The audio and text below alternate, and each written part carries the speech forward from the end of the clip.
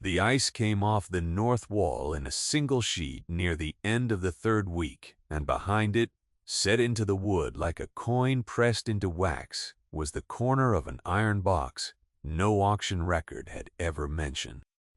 Tessa Lund stood with the flat bar still in her hand and the meltwater running cold over her wrist, and she did not move for a long moment. She had been told the cabin held nothing. She had been told it twice, plainly, by men who smiled when they said it.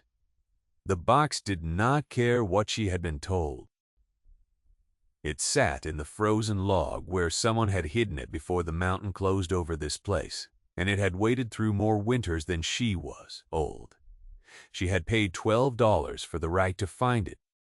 She did not yet know what it held. She knew only that the men who sold it to her had wanted her gone before the thaw, and now she understood, standing in the dripping dark, that the thaw had been the thing they feared. To explain how she came to be on that pass with a bar in her hand, the story has to go back to the low country, to a river town called Dunmore, where the Quill Range stood, blue and enormous on the western edge of every morning. Tessa was 29 that spring, slight and quick, with hands that had learned cold before they had learned much else. Her father had been an iceman. Soren Lund had cut and stored and hauled lake ice for the better part of 30 years, and he had taught his daughter the trade the way a careful man teaches the only thing he is sure of, which is to say completely and without sentiment. He had been dead 2 winters when this began. He left her a saw, set of tongs, a pair of canvas mittens worn to the shape of his grip, and a way of looking at frozen things that most people never acquire. He left her almost nothing else. The ice house on the river had gone to the bank that held the note on it, and the men who took it did not need a woman who knew ice better than they did. They needed the building and the river frontage. They told her so without unkindness, which was somehow worse than cruelty, and they let her keep the saw. What Soren Lund had truly given her was not the tools. It was a manner of attention. He used to say that ice was honest, that it kept whatever you put into it exactly as you left it, that a thing sealed in cold did not rot and did not lie and did not forget. He said this the way other men quoted scripture.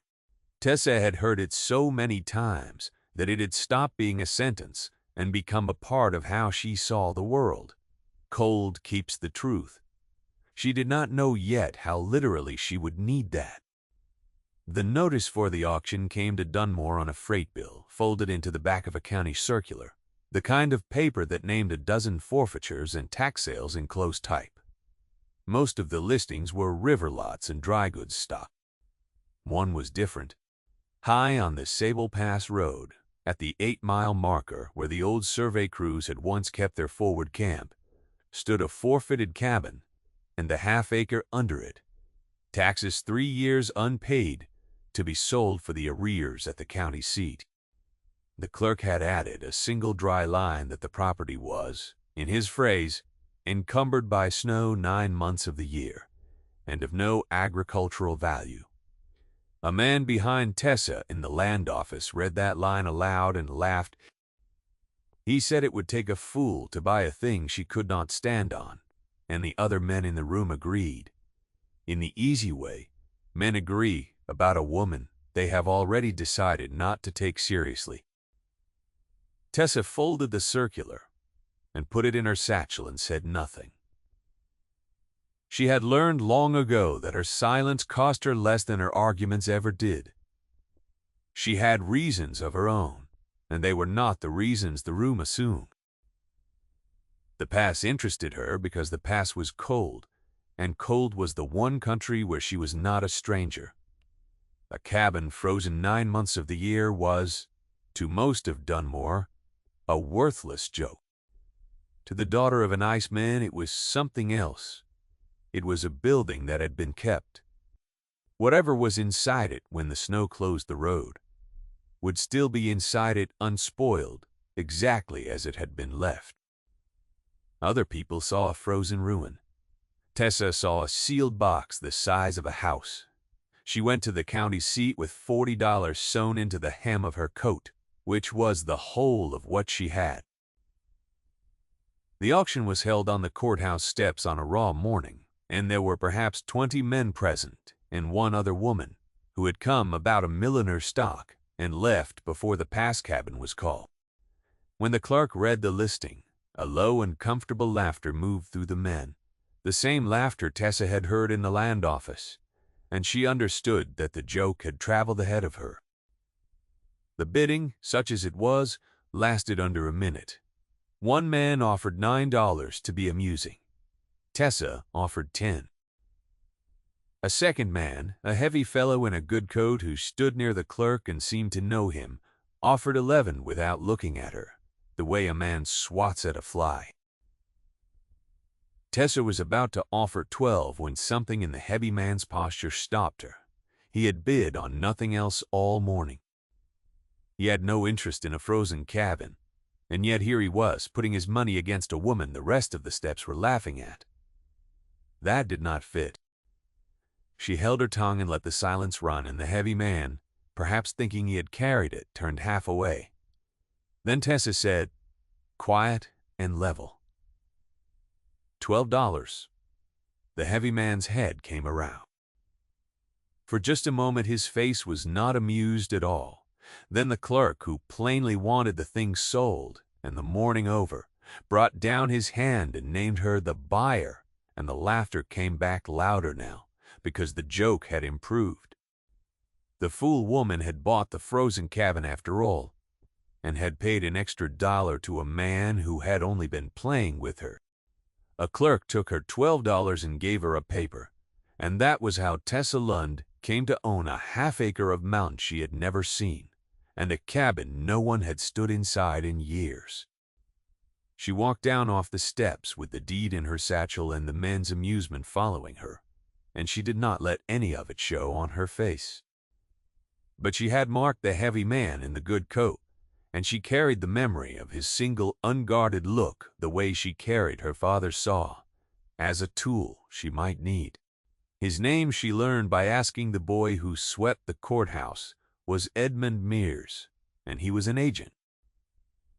He bought and sold land along the pass road for a company out east, and before that, the boy said, he had been a surveyor's clerk on the very crews that ran the line up the Sable years back. The boy said it the way children repeat things they have heard adults say, without weight. To Tessa, the weight was considerable. A land agent, who had once been a survey clerk, had bid $11 against her for a cabin he claimed was worthless. A worthless thing does not draw a bid like that. Something on that pass was worth more than a frozen ruin, and Edmund Mears knew what it was, and he had wanted it to stay buried. She could not get up the pass alone.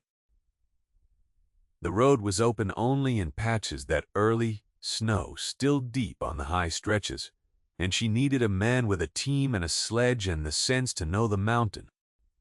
She found him in a teamster named Win Caraway, a lean and weathered freighter, who hauled stores to the few holdouts still living along the lower pass. Caraway did not laugh at her. He looked at her, saw, and her tongs, and her father's mittens, and he asked her one question, which was whether she knew what cold could do to a man who did not respect it, and when she answered him plainly, he nodded, and named a price, and they shook on it. They went up in the last hard week of that spring when the low valley was already greening, and the pass was still locked in white. The road climbed through pine, and then through a country of rock and old snow, and the air thinned and sharpened until every breath had an edge. At the 8-mile marker, the cabin stood where the paper said it would, and the sight of it stopped Tessa where she sat. It was nearly buried.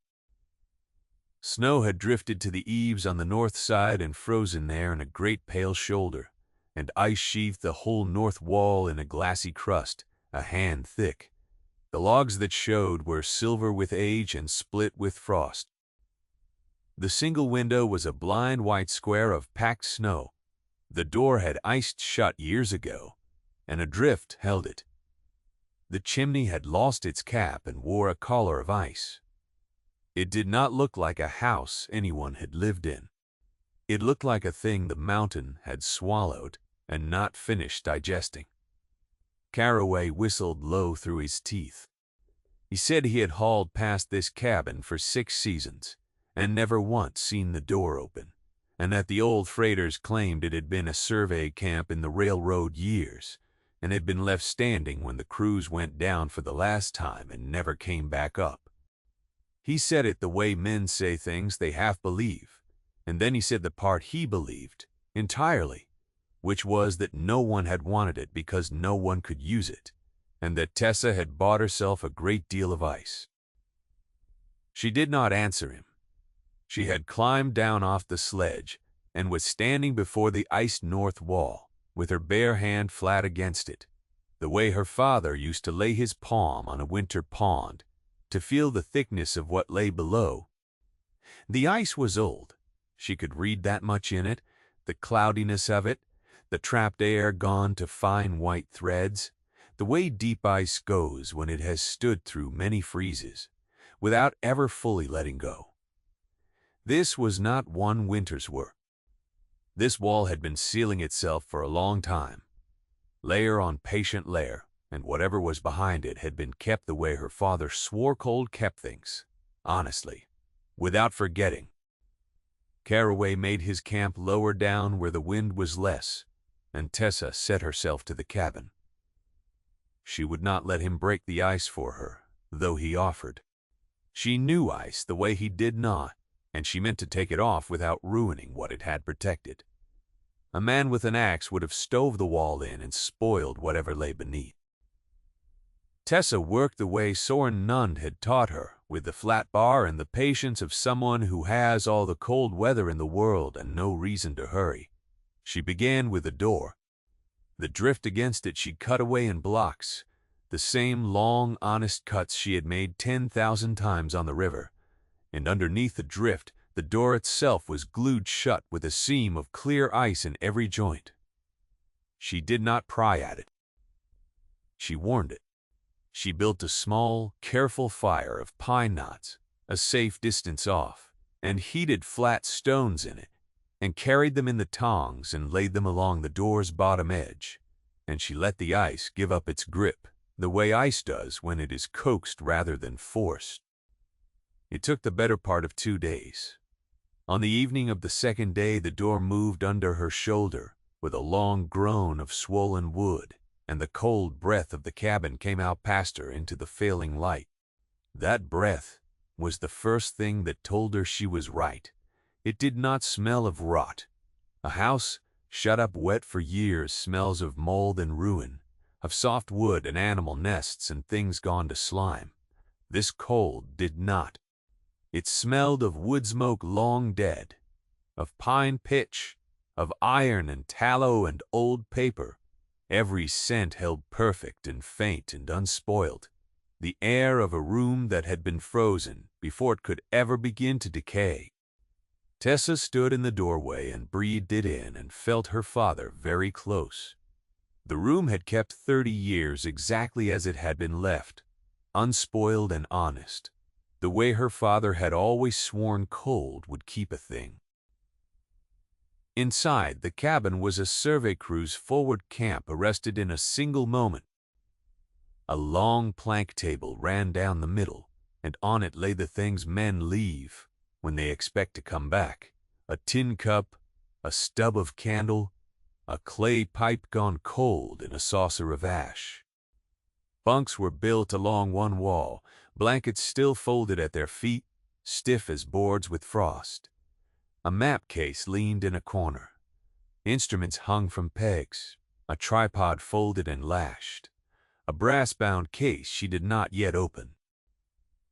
Everything wore the same fine white fur of hoarfrost, so that the whole room glittered faintly in the light from the door.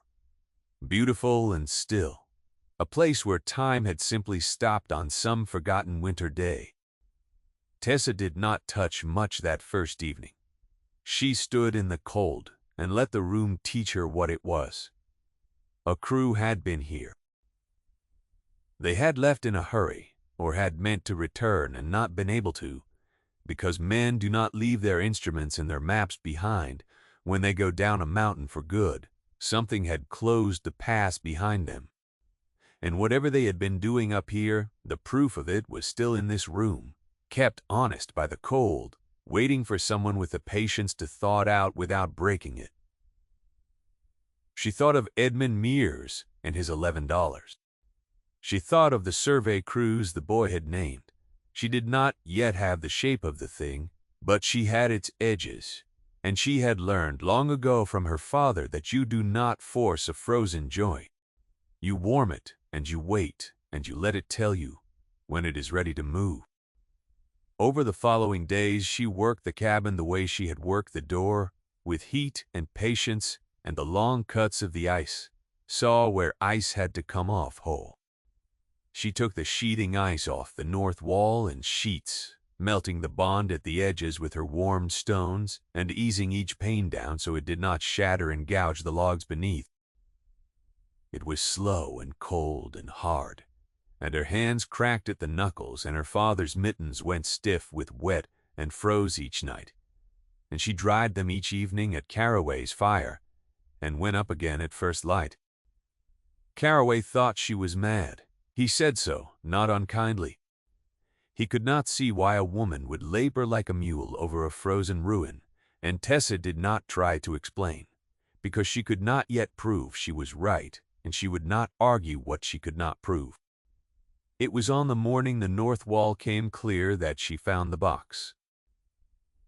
The last sheet of old ice came away from the corner where the wall met the floor, and there in the bottom log, in a notch cut and fitted so cleanly that no eye would find it under frost, sat the corner of an iron box. Someone had hollowed the log and set the box into it and packed the gap with pitch, and then let the ice seal over the hole so that for 30 winters the cabin had carried its secret inside its own wall, the way a tree carries a nail and grows around it. She did not tear it out. She freed it, as she had freed everything else, with warm stones laid along the log, and the patience to let the pitch soften and the ice let go. By midday she had it loose in her 2 hands, a flat iron strongbox, the length of her forearm, cold enough to burn, heavier than its size. It was locked. There was no key. She wrapped it in her father's mittens and carried it down to Caraway's fire and set it where the warmth could reach it slowly, because iron taken too fast from deep cold to flame will crack, and she had not come this far to crack it. That evening, with the box thawing by the coals and the pass going violet in the dusk, a rider came up the road. He came alone, on a good horse, and he was a heavy man in a good coat, and Tessa knew him before he was near enough to call. Edmund Mears had come up the mountain himself. He was pleasant. That was the first thing about him, and the most dangerous. He did not bluster or threaten. He sat his horse and looked at the cabin standing open, and at the woman by the fire, and at the iron box she had not had time to hide, and his pleasant face never changed, but his eyes went to the box and stayed there a half-second too long. Then he climbed down and warmed his hands at her fire, as though she had invited him, and he made her an offer. He said he admired her industry. He said the cabin was a poor prize, and he was sorry to see a hard-working young woman waste a spring on it, and that he, having a sentimental interest in the old survey days, would take the property off her hands and spare her the trouble. He named a price. It was $40, more than 3 times what she had paid, a generous sum for a frozen ruin, and he said it lightly, as a kindness the way a man offers to carry a load too heavy for a woman he pities.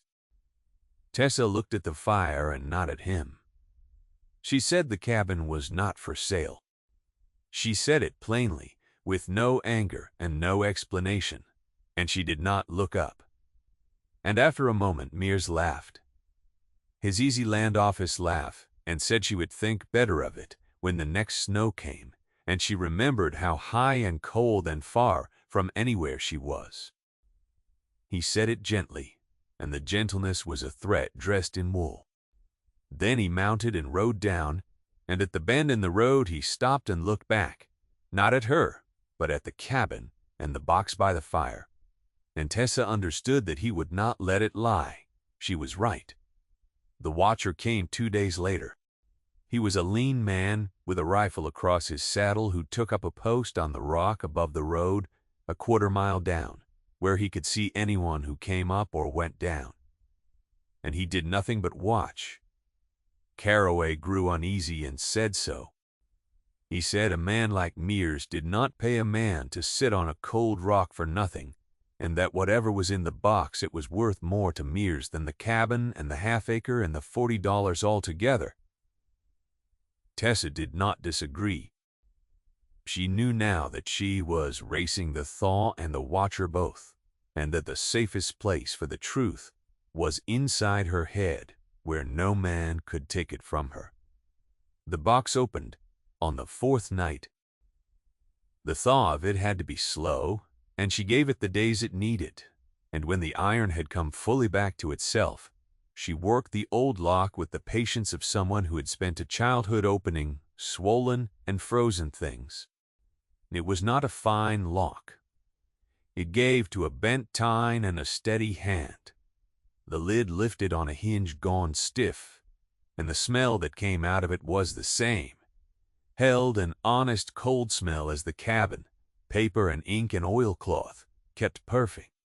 Inside, wrapped in oiled canvas against the wet that had never come, was a surveyor's field book, a bound transit register, and a folded run of survey maps drawn in a careful hand. There was also a smaller packet of letters and a brass benchmark disc, and a single sheet that was not a map at all but a memorandum, signed and dated, in 2 hands. Tessa could not read it all by firelight that night, and she did not try. She carried it to the cabin and laid it on the frosted plank table and read it the next day in the cold, clear light from the open door, slowly, the way her father had taught her to read the thickness of ice, looking for what the surface did not say. What the field book said, when she had pieced it together over 2 days, was this: 30 years before, a survey crew had been sent up the Sable to run the grade for a railroad that meant to cross the Quill Range by the pass. The crew's chief was a man named Jonas Pell, and the field book was his. Every entry in the same careful, upright hand, the bearings and the chains and the levels of a man who took his work as a kind of faith. Pell had run the line, and the line he ran did not go where the railroad later built it. That was the heart of it, and it took Tessa a while to understand the size of what she was holding. Pell's survey showed the true and only sound grade, across the pass, a route that followed the north shoulder where the rock was solid, and the grade was gentle. And his field book noted in the plain language of a man recording a fact that the southern route, the one that ran below through the bottomland, that it crossed slide country and soft ground and would cost 3 times the work and stand at the mercy of the spring avalanches. Pell had recommended the north line. He had driven the benchmark to market. And then, the memorandum said, a clerk on his own crew had been paid to copy out a second survey, a false one, that showed the north line as impassable and the southern bottomland route as the only way across. The clerk's name was on the memorandum, in the second hand, a confession of sorts, written by a frightened man and signed. The clerk was Edmund Mears. Tessa sat with that for a long time in the cold cabin. The thing came clear to her in pieces, the way a frozen lake comes clear when you cut down through it and the light finds the deep water. Mears had been paid to forge a survey. The forged survey had sent the railroad's line down into the southern bottomland, and the men who had quietly bought up that bottomland before the line was announced had made fortunes when the railroad paid to cross it. The true north line, Pell's line, ran across the half-acre under this very cabin, the homestead claims of the families who had settled the north shoulder, families whose land had been declared worthless by the false survey. and bought up for nothing or lost to the taxman when the railroad passed them by. The whole crooked turn of the pass, the ruin of a dozen families and the fortunes of a few, rested on a lie that Jonas Pell had refused to sign and had hidden the proof of in the wall of his own forward camp before the mountain closed over him. For Pell had not come down. The last entries in the field book were dated to a single late autumn, and then they stopped, and the cabin had told her the rest the moment she opened the door. The crew had gone down ahead of the weather. Pell had stayed a day to drive his benchmark and seal his proof, meaning to follow, and the first hard storm of that winter had come early and closed the pass behind him, and Jonas Pell had not come down that year or ever. He had died on the mountain with the truth in his keeping, and the cold had kept both, the man somewhere under the snow and the proof inside the wall, honest and unroaded and waiting for the thaw. Tessa understood now why Mears had bid $11 on a worthless ruin, and why his pleasant face had gone still at the auction, and why a watcher sat on the cold rock below. Mears had spent 30 years, a respectable agent, grown heavy and prosperous, on the land the lie had handed him, and he had always known that the proof of what he had done lay frozen in a cabin on the pass. He had let the cold keep his secret as surely as it kept Pell's, and then a fool woman who understood ice had paid $12 and gone up the mountain with a saw, and the thaw he had relied on never to come had come for him after all. She did not feel triumph. That was not in her. She felt the grave weight of a man dead under the snow for 30 years, with his honest work in his hands, and she felt the cold pull of the thing she now had to do, which was to bring it down off the mountain and into the light without losing it to the watcher or the weather or her own haste. If you have ever held a thing in your hands and known that other hands would close around your throat to take it from you, you know the particular stillness that came over her then. She felt it, and she did not hurry. She copied the memorandum out twice in her own hand by firelight, the bearings and the names and the dates, and she sewed one copy into the hem of her coat where her $40 had been and gave the other to Caraway to carry down by a different road, so that if the box were taken from her, the truth would still walk down the mountain on 2 pairs of feet. Her father had taught her that you never trust a single line on the ice. You always caught a second hole. The watcher came up the day the snow began to soften in earnest. Perhaps Mears had judged that the thaw was near, and the proof must be moving, or perhaps the man had simply grown tired of his rock. He rode up to the cabin with his rifle across his saddle and his manner easy, and he told Tessa that Mr. Catara. Mears had reconsidered and would pay $60 for the cabin and everything in it, and that he had been sent up to fetch the papers and settle the matter, friendly as you please. He held out his hand for the box. Tessa did not give it to him. She stood in the cabin door with the cold, honest air at her back and the empty iron box at her feet, for she had hidden the contents already, and meant the man to take the box and learn nothing, and she told him the cabin was not for sale and never had been. The man's manner changed, then the easy thing falling off him, and he stepped down off his horse and came toward the door. He did not reach for the rifle. He did not need to. He was twice her weight, and he meant to take what he had come for. What stopped him was not strength and not luck. It was the mountain, and Tessa's knowledge of it, which was the one advantage she had that he did not. She had marked, in her days of going up and down, the place below the cabin where the spring sun struck the great drifted shoulder of snow on the north side, and where the melt had begun to undercut it, and she had read in that softening drift, with an iceman's eye, the slow loading of a slide that wanted only a push or a sound or a few more warm hours to let go. She had kept clear of it for days. The watcher riding up had tied his horse directly below it, where the footing was easy and the rock was bare. She did not push the slope. She did not have to. She told the man, plainly and without raising her voice, that his horse stood in a bad place and that he had better move it before the sun did the moving for him. He laughed at her. The same easy mountain laugh she had heard on the courthouse steps, the laugh of a man who would not take a woman's word about anything.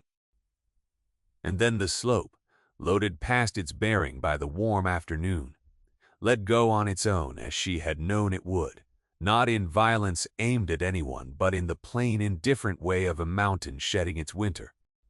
And it came down across the lower road in a slow, white roar, and carried the horse's tether posts and 100 yards of trail away into the gorge below. The horse, loose, bolted up toward the cabin.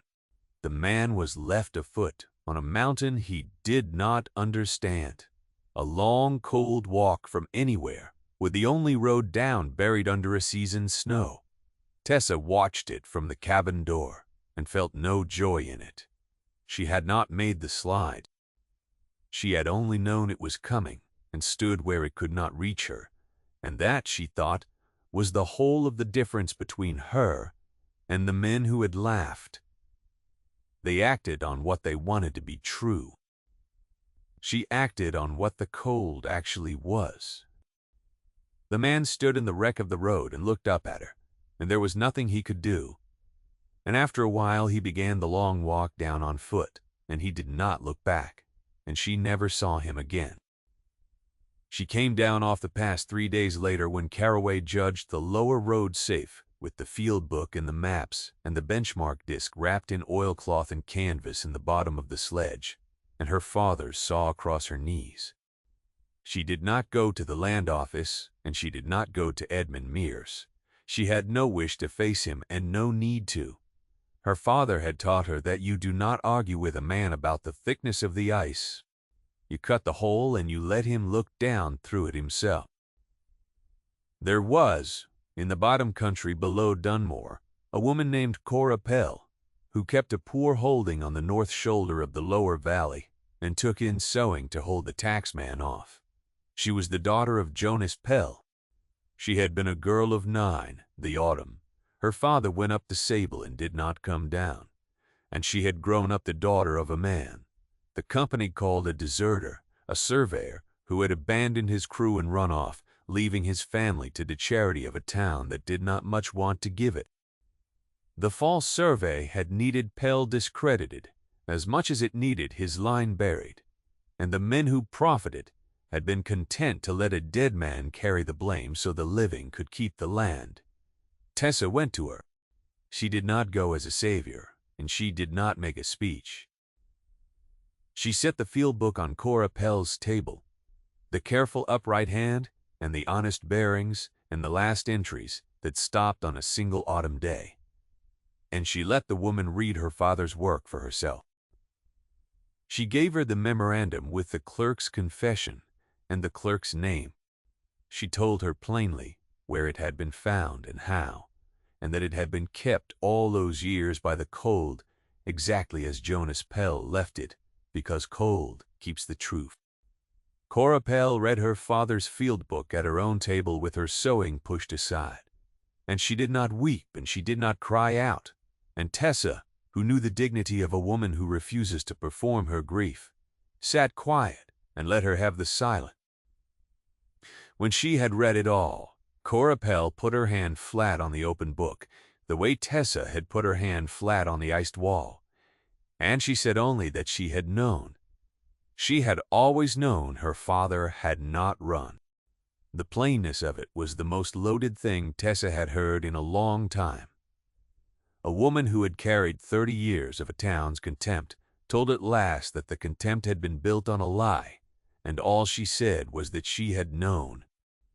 The undoing of Edmund Mears did not come as a confrontation, because Tessa had never wanted one. It came as paper, but it did not end as paper. Cora Pell took the field book and the memorandum and the maps to a land court 2 counties over, away from the men who had grown rich on the lie, and a younger generation of clerks and judges who had no stake in the old fortunes looked at the honest survey and the false one side by side. And the case made itself, The true north line was a fact in the ground, and a fact in the ground does not argue. The forged survey was set aside. The claims of the families ruined by it were heard.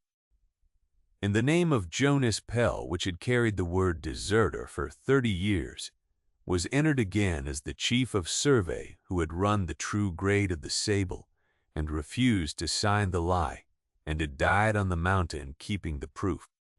Edmund Mears lost more than land. He lost the thing he had bought with 30 years of pleasant lies, which was the right to be thought an honest man. The fortunes built on the false survey were not all clawed back, for the law is slower and weaker than the wrong it answers. But his name was attached now to the forgery in the court's own record, in his own confessing hand, and the men who had dined with him learned to find reasons to be elsewhere. He left the county within the year. Tessa never spoke to him again and never wanted to. The mountain in the cold and a dead man's honest hand had done what no argument of hers could have done. She had only thought it out and carried it down. Tessa did not grow rich from any of it. There was a small settlement to the ruined families, and Cora Pell, when her father's name was cleared and a portion of the old North Line claim restored to her, came to Tessa and tried to give her a share, and Tessa would not take it. She said the cabin had not been hers to profit from. She said it the way her father would have said it, plainly, as a fact, and not a virtue. And Cora Pell, who understood her by then, did not press it. What Tessa took instead was the cabin itself, the half-acre of mountain she had bought for $12, which no one now laughed at and no one tried to buy. She went back up the Sable that next summer, when the pass was open and green, and the slide that had carried away the road had healed into a meadow, and she stood again in the room where time had stopped. The frost was gone from it. The blankets had thawed and rotted at last. The candle stub had slumped. The table had taken its share of the warm air's ordinary ruin. For a thing once thawed cannot be kept again. The cold had held its trust for 30 years, and given it up only to the one person patient enough to take it without breaking it, and now it was an ordinary cabin in an ordinary summer. And that was right. Its work was done. She buried Jonas Pell that summer. His body had come down with the slide that took the road or near to it, found in the wreck of the snow by Caraway and another man, and Cora Pell brought him down to the lower valley and laid him in honest ground with his name on the marker and the word surveyor under it, and no other word needed. Tessa stood at the back of the small gathering and did not speak. She was not family, and she did not pretend to be. She had only been the one who came along at last with the right kind of attention, and that was enough, and she wanted nothing more from it. There is a question the cold left her with, one she never answered aloud, but she felt it every time she climbed the pass in the years after. How many other honest things lie sealed in the cold places of the world, kept perfect and unread, waiting for someone with the patience to thaw them out without breaking them? And how many are broken or burned or built over before that someone ever comes? If you have ever known a truth that everyone around you had agreed to forget, you understand the weight of carrying it alone, and you understand why she could never quite let the question go. She kept the cabin the rest of her life. She used it as a high camp in the warm months, a place to dry herbs and store the ice she still cut from the small tarn above the pass, for she never gave up the trade her father taught her, and she found the mountain ice better and harder and more honest than any river ice she had known in the low country. The brass-bound instrument case she had not opened that first night turned out to hold a surveyor's transit, Pell's own, and she had it cleaned and gave it to Cora Pell's eldest, who took up the trade and ran honest lines along the very pass his grandfather had died to measure true. And the iron box, the empty strong box that had carried the proof through 30 winters in the wall, Tessa kept. She did not lock it, for there was nothing left to hide. She set it on the plank table in the cabin where Jonas Pell had once set his field book, and she kept her father's worn canvas mittens folded inside it, the mittens that had thawed the door, and freed the box, and carried the truth down off the mountain. When she climbed the pass in her last years, slower now, she would open the iron box and take out the mittens and lay her bare hand flat on the cold, smooth iron, the way her father had laid his hand on the winter pond, and she would feel under her palm the one thing he had given her that mattered more than the saw or the tongs or the trade. The knowledge that cold keeps the truth, and that patience is the only key that fits a frozen lock, and that a thing the world throws away can hold the proof that the world was wrong. If this story stayed with you, I would be glad to know which moment held you longest, the thawing of the door or the opening of the box. And if you would sit with another like it, there is a story of a woman who bought a drowned mill no one else would bid on, and what the dry summer showed her in the silt